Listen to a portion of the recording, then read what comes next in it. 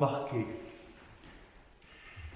Parlions tout à l'heure de Jésus, de je suis dans la barque assaillie par la tempête. Jésus qui dort dans le fond de la barque alors que les disciples sont agités, submergés, et à chacun sa tempête. Certains parmi nous peuvent être submergés par des tempêtes physiques, la douleur physique. D'autres, c'est davantage psychique, émotionnel. Nous sommes emportés par nos émotions, submergés par elles. D'autres, et c'est fréquent, nous sommes emportés par nos pensées, submergés par ce va-et-vient des pensées qui nous traversent, et nous coulons. Et Pierre, Jacques et Jean, nouveau, demandent à Jésus « Pourquoi dors-tu » Et il le réveille, et il se dresse, il respire au large, et, nous dit le texte, il se fait un grand calme. C'est important, dans ces moments de tempête dans notre vie, de savoir que Yeshua, Jésus, je suis, est présent. De l'appeler, de l'éveiller. Et sa présence, c'est pour nous un grand calme, la paix, l'ésikia retrouvée. L'évangile d'aujourd'hui nous parle aussi de Jésus dans la barque. Mais cette barque n'est pas agitée par les vents. C'est plutôt la barque de l'impuissance, la barque de la stérilité. Nous avons peiné toute la nuit, sans rien prendre, sans rien comprendre. Quelquefois, nous avons peiné toute notre vie à la recherche de quelque chose, de quelqu'un, sans rien prendre, sans rien comprendre. Et là, peut-être qu'il nous faut encore aujourd'hui entendre cette voix qui nous dit « entre dans la profondeur ». Bathos en grec, ce n'est pas les eaux profondes, mais la profondeur. Descends dans la profondeur de ton être et laisse descendre tes filets. Ce filet des pensées, ce filet du désir par lesquels on pense ramener ce que l'on cherche. Vous savez qu'on ne ramène jamais dans nos filets l'océan. Dans nos filets, on ramasse quelquefois quelques petits poissons, quelques gros poissons. Mais là, nous avons peiné toute la nuit, toute notre vie. Et c'est la stérilité. À quoi bon? À quoi bon vivre sans rien prendre, sans rien comprendre, sans rien apprendre? Et Jésus dit, va dans la profondeur, descends dans la profondeur. Peut-être que tu n'es pas descendu assez bas, assez profond, dans cette humanité que tu es, dans cet univers dans lequel tu vis. Descends, laisse descendre tes filets. Et là, Pierre, malgré son expérience négative, de tous ses essais, de tout ce qu'il a tenté de vivre et de faire, eh bien, sur ta parole, je te crois, parce que tu es digne de foi. Il n'y a que l'amour qui soit digne de foi. Et je te crois, parce que tu es celui qui est, celui qui aime. Et donc je vais descendre dans la profondeur. Et il descend dans la profondeur. Et là, dans le fond du fond, il est dit qu'il touche une plénitude, pléthos, non seulement une plénitude de poissons, mais pléthos, la plénitude même. Et là, leurs filets sont menacés, ils craquent. Effectivement, ce qu'on touche dans le fond, c'est trop fort, c'est trop grand pour être contenu. Il y a là un infini que notre finitude ne peut pas contenir, que ce soit notre corps, que ce soit notre intelligence, que ce soit notre affectivité, nous ne pouvons pas contenir l'infini. Nous sommes des êtres finis, limités. Et là, dans la profondeur, il y a une réalité infinie, trop vaste, trop grande, trop belle pour nous. Et là, Pierre a cette magnifique réaction qui est celle de tout être devant la présence du lumineux. Ce lumineux qui est à la fois tremendus, qui nous fait peur, qui nous fait trembler, et en même temps qui nous fascine, fascinosum. Il est en présence de quelque chose là qui le dépasse de toutes parts. Et il prend conscience de ce qu'il est. Un amartolos. Ce que nous dit le texte grec, un amartolos, qu'on traduit par, certaines traductions sont un peu éloignées, on traduit je suis un homme coupable, un homme pécheur.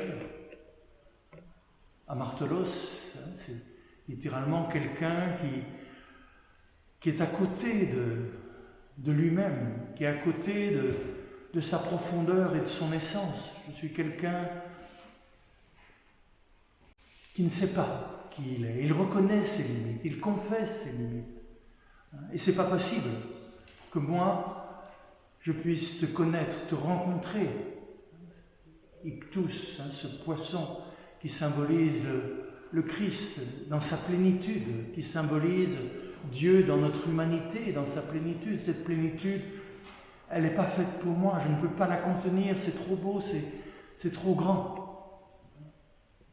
Et on comprend cette crainte, phobos, cette crainte de Pierre.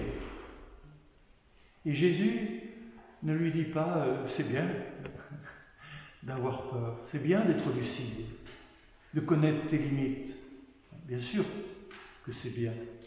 Mais Jésus va comment rajouter. Tu es un pécheur, je le sais. Tu es un homme limité, tu es un homme qui a peur, je le sais. Eh bien, viens avec moi, viens avec moi, et je ferai de toi, là aussi, comment traduire, zogron, et dans ce mot il y a zoé, il y a la vie. Et peut-être qu'il ne s'agit pas de traduire surtout tu vas capturer les hommes, tu vas prendre des hommes. Il ne s'agit pas de capturer, il ne s'agit pas de prendre, de ramener quelqu'un dans ses filets, dans son institution, dans son église.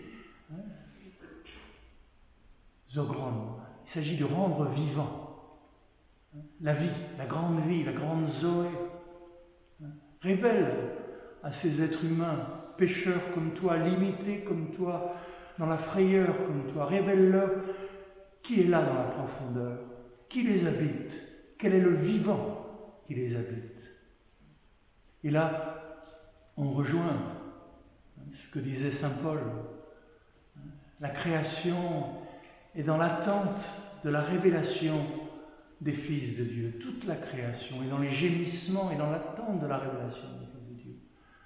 Tout l'univers a œuvré pour produire un être capable de conscience. Non seulement capable de conscience de lui-même, mais conscient de l'univers. L'être humain, c'est ce lieu où l'univers prend conscience de lui-même.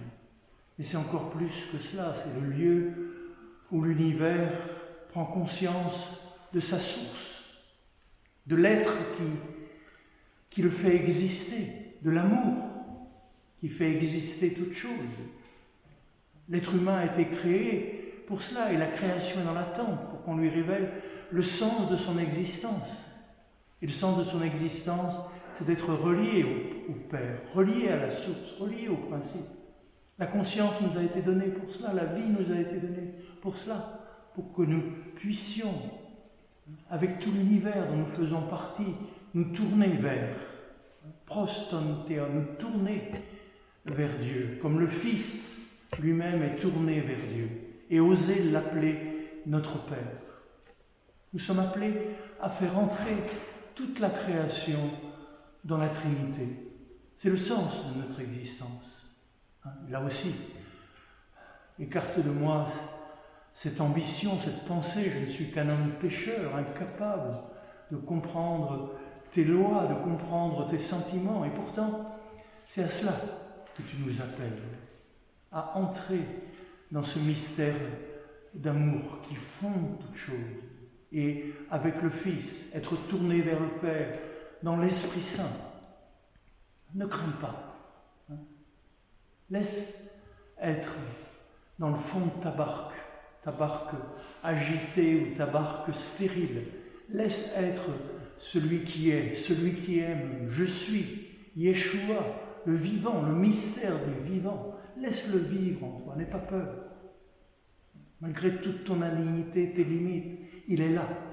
Et non seulement il te fait respirer au large, c'est le mot Yesha en hébreu, qui veut dire respirer au large, et il calme les tempêtes, mais il te rend fécond, il te rend capable de Dieu, c'est-à-dire capable d'amour, capable de patience, capable de transformer toutes les épreuves de notre vie en occasion de conscience et en occasion d'amour. Et il y a un moment où Pierre, Jacques et Jean, eh bien, effectivement, ils lâchent tout, panta, laissant tout, lâchant tout ce qui leur est cher, tout ce qu'ils possèdent. Là, ils ont rencontré une qualité de présence qui les rend libres à l'égard de tout ce à quoi ils étaient attachés.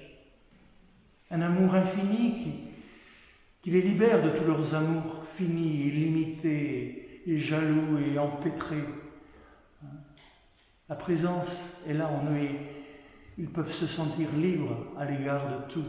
Et alors, non seulement ils le suivent, mais à côté, ils marchent avec lui, ils marchent en lui, ils vivent en lui. Et c'est à cela que nous sommes appelés. Nous existons par le don de Dieu, nous subsistons avec lui, grâce à lui, et nous allons vers lui, par lui, avec lui, en lui. À toi, Dieu le Père, tout honneur et toute gloire, avec le Fils, dans le Saint-Esprit. Amen. Amen.